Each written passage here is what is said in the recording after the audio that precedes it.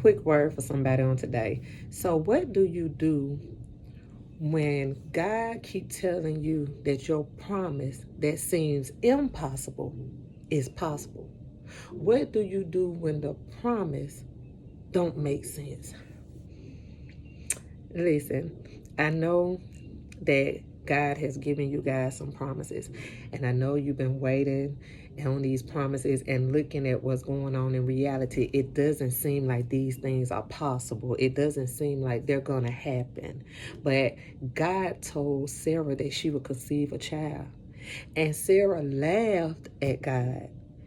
Not only did she laugh at God, but when it didn't happen in the time frame that she thought that it would happen, and because of her old age, she took matters into her own hands, and she gave up her maid to lay with Abraham to conceive a child.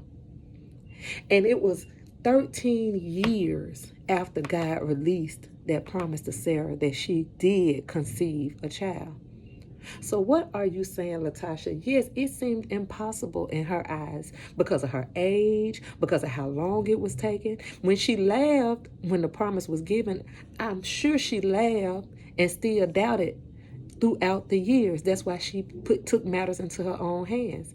And although it's not written, I'm pretty sure that had she not taken matters into her own hand, them 13 years may have been less. So I want to encourage you on today, and just because your circumstance don't seem like the promise that God gave you is possible. He told you that you're going to be an entrepreneur and that you're going to have successful businesses, but you feeling like that's impossible because you're lacking the education, you're lacking the resources. But God is not a man that can lie.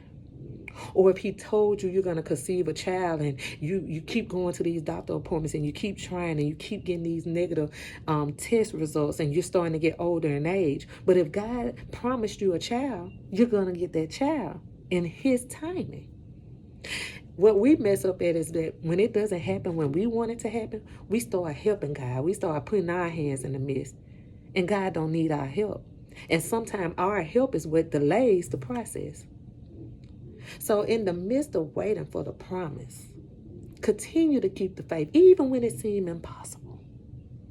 Even when it don't make sense. Trust God. Stand on his word that he cannot lie. And stop looking at the clock. Stop looking at the time. Make yourself busy. Prepare yourself for the promise that you're waiting on.